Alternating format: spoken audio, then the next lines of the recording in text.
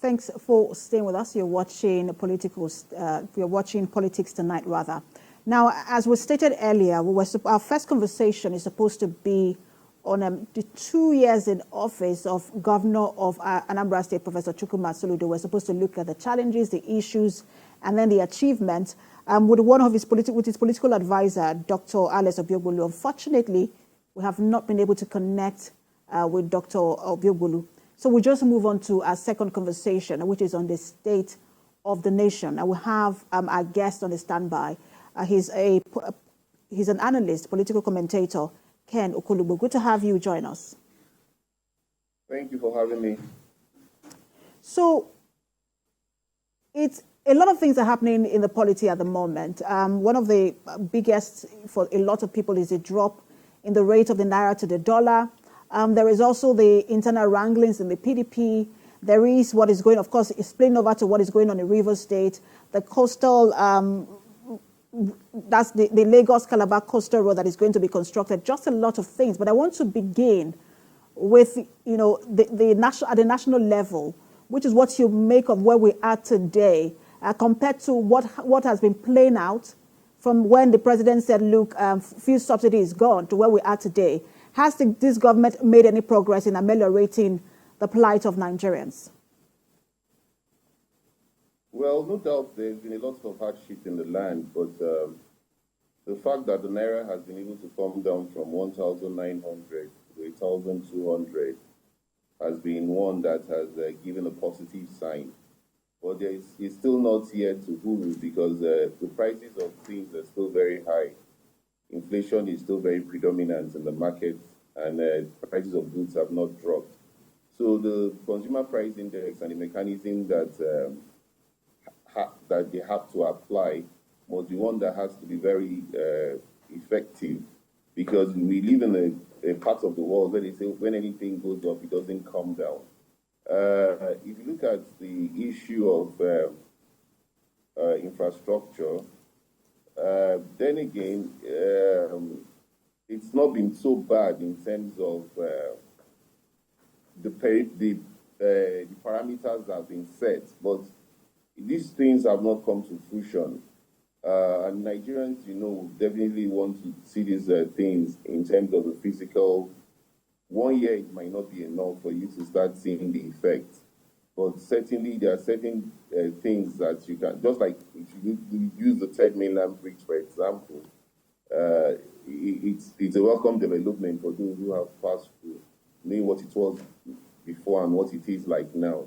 So they expect the Lagos-Ibadan road to be fully completed. So they also expect the East-West road, especially since the East-West road has become an albatross. And so they also expect that even before you go on, because I heard you also mention the coastal road, before you go on to the issue of the coastal road, you should be able to deal with certain roads like the Benin Warri Road that's been in a very bad condition, the Saple Agbo stretch that has also been in a bad condition, then the Auchi up to, of course, I know the minister has said they have started working on especially the Auchi to Okene onto Lokoja. So these are the challenges that the government should know, that people are eager to see that these infrastructural works are done, and they can see that there's a light at the end of the tunnel. Because economic activities will only go on when you have good roads and when you also have power. So those are some of the things that the government would need to take a critical look at before embarking on some of the ambitious projects like the Lagos Coastal Road, which is quite laudable because of the man hours that you will save in traveling from Lagos to the southern part of the country. So the gaps, or the things that the gaps rather that seem like it's still there. Is it because the policies are not working, or that the policies will take time? Well, you might look at it. It depends on the perspective you are going to look at it from. It's been a challenge because first the subsidy was removed, and it was difficult for the government to find its footing because of the variances of the market forces. Don't forget that the Nigerian Bureau of Statistics has given us inflation to be 31.7, which is an all-time high. In about 2 decades, we haven't had that much inflation. And don't forget, too, that the price of the Naira went as much as 1,900, which was a very huge challenge that the government had to grapple with. And so, even if the right policies were in place, these two huge challenges were one that was going to make it very difficult for it to impact. Because then again, you also had the challenge of the humanitarian ministry, which was supposed to be one that should intervene, which has not been sorted. And so there seems to be a lull now in that ministry that should have been one that would have been seen to have been given conditional cash transfers of 25,000 naira to at least 15 million Nigerians, which would have meant that you would have been putting money in the pockets of the people, which we know will help to reflate the economy. So it's not like the policies were not there. But when you look at all these issues, you will find that it would have been very difficult for these things to have made an impact. And, you know, the galloping inflation and the effect it had on the prices of especially basic market things like a bag of rice, a half bag of rice going as high as almost 50,000 naira, tomatoes, oil, and all that. So there is no way you could have expected any policy to have worked any magic within the prevailing situation that we had. But now that the Naira seems to have stabilized, and we hope it does stabilize at 1,200, we expect too that there should be a drop in inflation, because when you add inflation and unemployment, it gives you a misery index, which becomes very high and becomes very, you know, they say the idle man is the devil's workshop. And so it becomes very difficult for you to also stem crime, and for you to also stem crime, you have to also give room for you to employ more people, and also give the enabling environment for commerce to thrive. And so it has a lot of factors. It might not be just the fact that you have the policies, but the policies should be able to be to thrive in an environment that has the right economic indices. So this administration has also, you know, received a lot of criticism from the opposition, especially opposition parties. But a governor in one of the opposition parties, that's ABGA, Governor Soludo, some weeks ago, did say that, and he was one of those people that the president, you know, sought his advice, being a former governor of the CBN. And he was saying that, look, this is almost like an inherited problem, and that this administration, you know, inherited what he called, and I hope I get it right, like a dead horse standing in terms of the economy. But is it, what we are today, is it a challenge of an inherited problem, or the policy direction of this administration from the very beginning? Well, no doubt you can't take it away from the fact that this is an inherited problem. Some of us who were very vociferous in the last administration did point out most of those pitfalls, but then it was like we're playing bad politics. For those of us who were then in the opposition, for me, I was then in the opposition PDP. And so by the time we spoke about most of these policies that have now come to haunt us, it was like we were playing bad politics. But eventually it has become very obvious. But then again, we can't keep saying because it was inherited, we will not look for a solution. I commend the fact that the president was bold enough to charge the former CBN governor to court, despite the fact that he served mostly in the last 8 years under the government of former President Buhari, who is an APC, who was an APC president, an APC government. I also commend the fact that the National Assembly is probing the ways and means, the 30 trillion that has been said to have been printed and shared amongst the state governments. And it's also a bold and laudable step. And I also commend the fact that certain very key decisions have been taken, which shows that they recognize.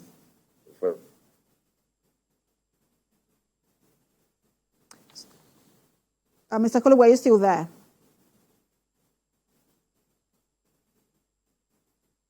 Mr. Ken Kolubu, I want to be sure that you are done. Okay, you're still there. All right. So let me also ask, because some people say especially when the announcement on the Lagos-Calabar Coastal Road was made. For a lot of people, that shouldn't be the priority. What should be the priority, perhaps for some people, is the refinery. That would have more of an immediate impact on the economy and Nigerians as well, and not, the Lagos-Calabar Coastal Road. What's your thought on that?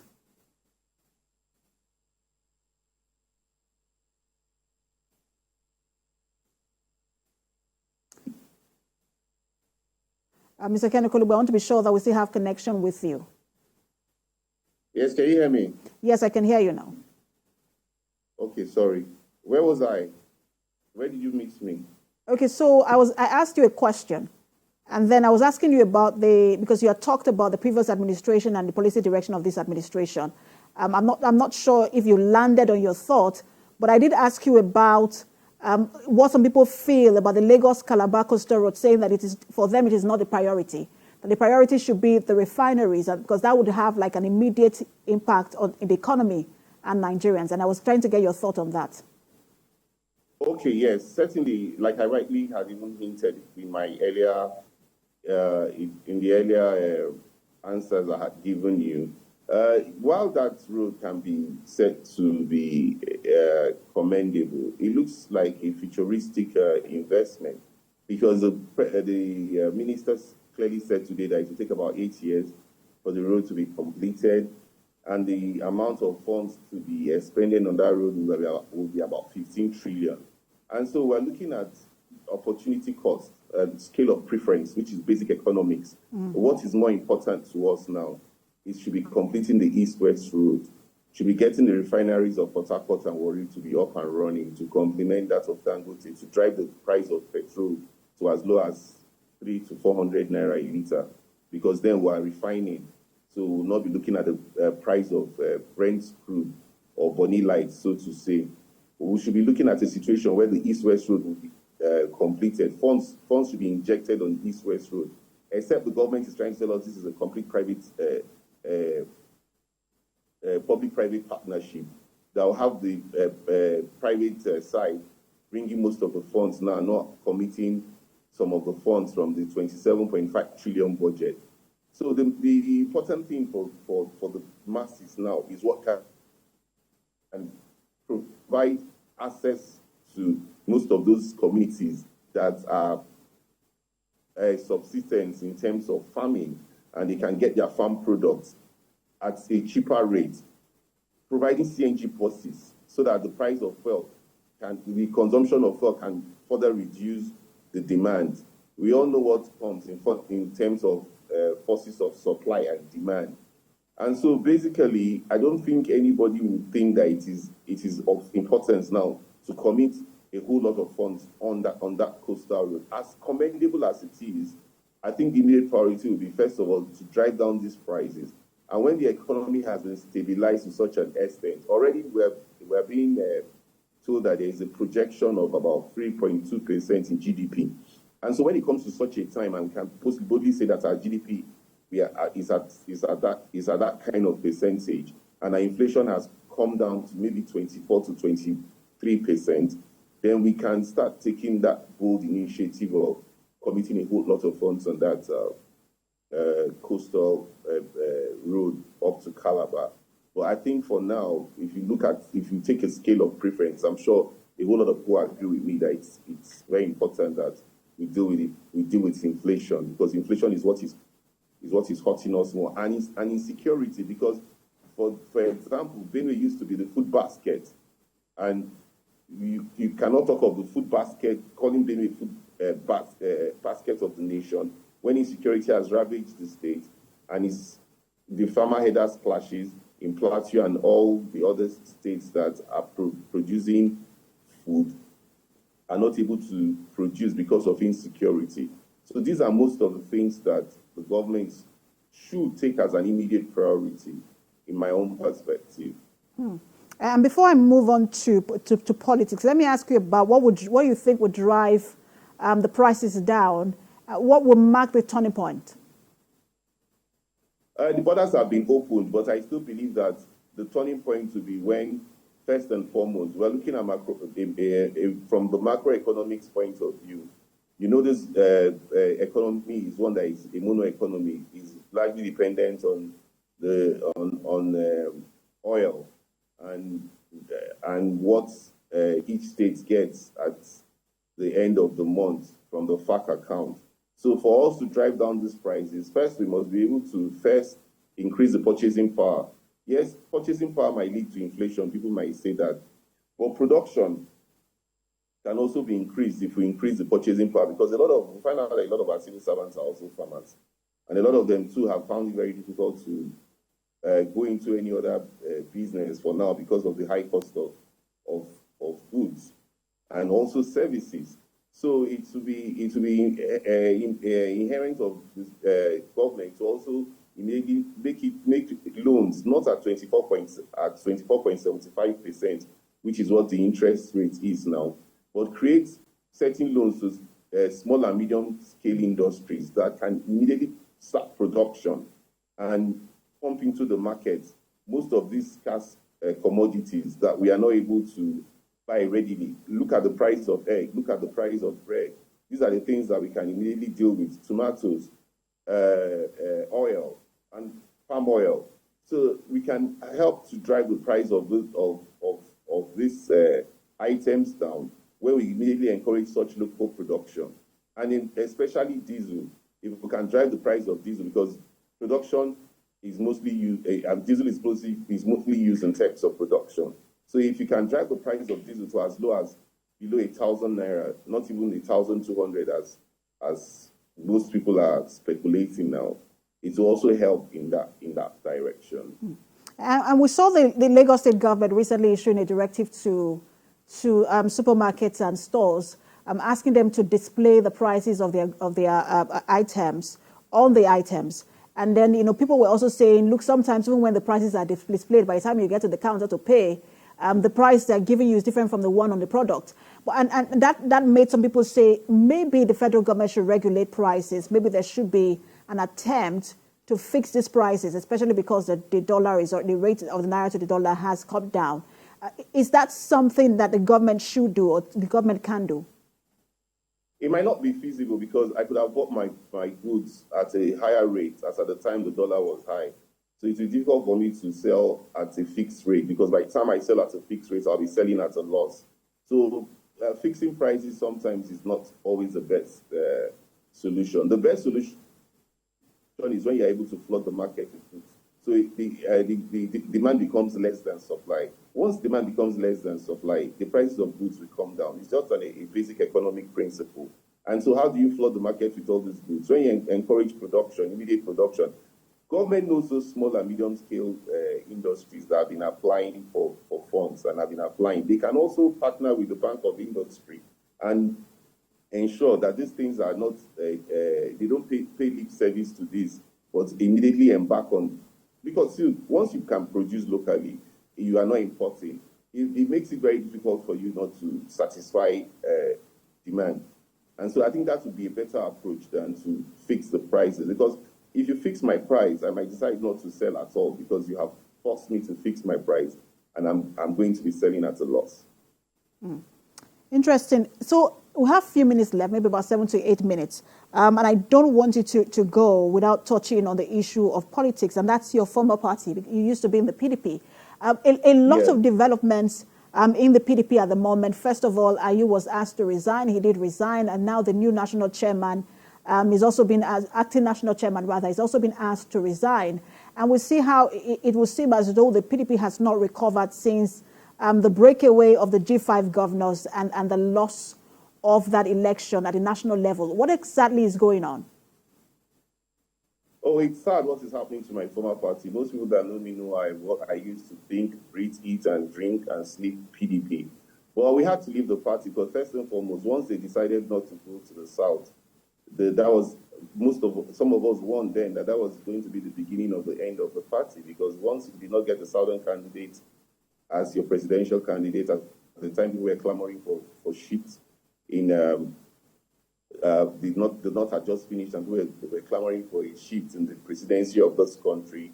It was apparent that was where the beginning of the problem started. And I don't think Abubakar Atiku has managed the post-election crisis properly. being the presidential candidate who is seen to be the leader of the party, at this material point in time, they should have been able to put their acts together. It will be very difficult to put your acts together. Look at Edo State, for example.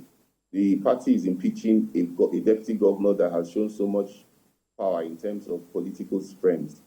You have only given that election to the APC. And when the APC wins, you cry out and say you are rigging. The Labour Party candidate is also very strong.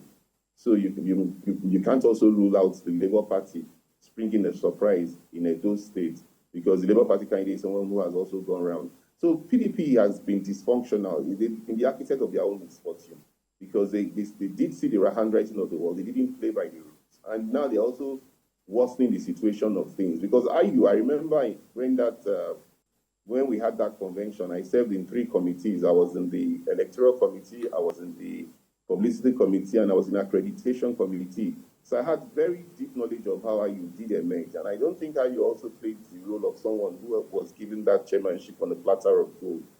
I pity the party for now, but I think they should go back to the drawing board. And to go back to the drawing board means they should start from the scratch. They should start begging those who they have offended, those who have put in so much into this party, and they have discarded, and they have also thought that they can be larger than life. You just can't get it right with that kind of attitude. And so what is happening to PDP is self-inflicted, if you ask me, my own opinion. You mentioned the Edo State challenge, which is impeachment of the deputy governor, who was also of the PDP. There's also the River State crisis. Well, till today, it will seem as though there is still that, is it a squabble between the former governor, who is now the minister of the FCT, and the current governor. I will see how the party is also divided along those lines. Some, singing their praise of the governor, and some of the former governor. Is this a leadership crisis? Because we've not seen any of the leaders of the party speaking up, as it were, not the former vice presidential candidate, not the former presidential candidate, not even someone, Bode George has spoken, but not, in terms of trying to, fix issues within the party. It's obvious that there's leadership lacuna, because the presidential candidate should have been one that should have been able to intervene in the party crisis in Rivers, and not President Bola Ahmed Tinubu, who is of the APC. So it's obvious that they have ceded their natural rights to President Bola Ahmed Tinubu, and when he did intervene, they came back to cry foul. So if you look at it, in Rivers, for example, the crisis will definitely continue for as long as those who supported Atiku Abubakar are now with Governor Fubara. Governor Wike would never want to see any of that, and he remains in the PDP. If I were Governor Wike, I would move on and concentrate more on my job in Abuja, and leave things to naturally play its way out, because he's been a governor too. He also knows the power of a governor, and allowing this crisis to fester will also distract the president, because certainly there is no way. Rivers is a very important state. There is no way you can't tell where crisis can get to. I also think the governor too has to show a lot of restraints, because of late he has also been making a lot of press statements, very unlike the way he has been. Well, sometimes they say, do not take my being quiet for being docile. But it's a difficult situation to prefer solutions to at this material point in time. But if you also look at Edo, like I said, how can a party be impeaching his deputy governor when he's going into an election? What message are you sending? Even if you think he's going to do anti-party, why not leave him there and try and try and heal and try and look for solutions? Look at the way the APC in Edo, for example, they were so divided, but now they have come together. That is the beauty of democracy. I mean, we can be divided, but by the time we want to go for an attack, we unite to attack. Then later we can settle, we can wash our dirty linen inside the house and not in public. So the APC is actually taking the view of what the PDP used to be, if you ask me, in my own opinion. The PDP has become a shadow of itself, because impeaching a deputy governor was the last thing I expected them to do when they're going into an election. And because you mentioned Edo State, the man who was aggrieved in that primary has now been made the running mate to the governorship candidate. And some will say, oh, look, that was a smart move. But we're not seeing any of those smart moves in the PDP, as it were. Some have said, look, to see that Wike played these are the kind of things that Wike used to do for the party. He was the one who was a go-between, the one who would call everyone together and solve these issues. Perhaps that for the PDP to get itself back together, there has to be some sort of appeasing of Wike. Do you agree that, somehow they have to find a way to bring him back to the party? He has said he's still a member of the party. He never said he left the party. But it's obvious that the party does not have a Wike or a Fayose at this material point in time. There was a time in 2015, myself and maybe a few others were just the only people that were speaking for the party. But the party does not also appreciate those who can take risks for them. And that is one thing that they must go back to do, is soul searching. Yes, if you ask yourself, which governor is actually standing as an opposition now to the government of Bola Ahmed Tinubu, the way a Wike or a Fayose stood against Buhari? So it shows you that they actually need to go back to the drawing board instead of looking for who to suspend or who to expel from the party. I believe they should, at this point in time, set up a reconciliation committee. But, well, I wish them well, because I have moved on from the PDP and I haven't regretted leaving the party, because it is obvious that when most of us did leave the party has not found its footing since we left the party. And from your experience, of the party as we wind down, do you see these issues being resolved anytime soon, and what will it take? Well, from my experience, the PDP was one that used to have internal mechanism of resolving such crises. So I'm surprised. When I was the spokesperson to Jonathan at a point in time in the 2010 campaign and 2011 campaign, and I worked very closely with the likes of Orube, who was our Director General, and the likes of Senator Stella, and I know how close and how much we used to resolve issues because of my being an integral part of the party at the national level then. I know how this crisis used to be resolved. I know how much we have. We've been in a meeting before, and Kwakwansu challenged the vice president openly. And I know the president was the one that had to come and resolve that crisis, because we couldn't even go to Kano to campaign. But it's obvious that that internal mechanism that PDP has, we seem to have lost it. It's a pity, because every government requires an opposition. And so everybody will want an opposition. If you don't have an opposition, you will not be on your toes. You will take things for granted. So if PDP can actually go back, like I said, and do a soul searching and beg those who they have offended genuinely and say, let us come together and let us make peace, and maybe the party can move forward. Mr. Kenneth Kolugba, we do have to leave it there, but it's always great to have your insight and analysis on the program. Thank you so much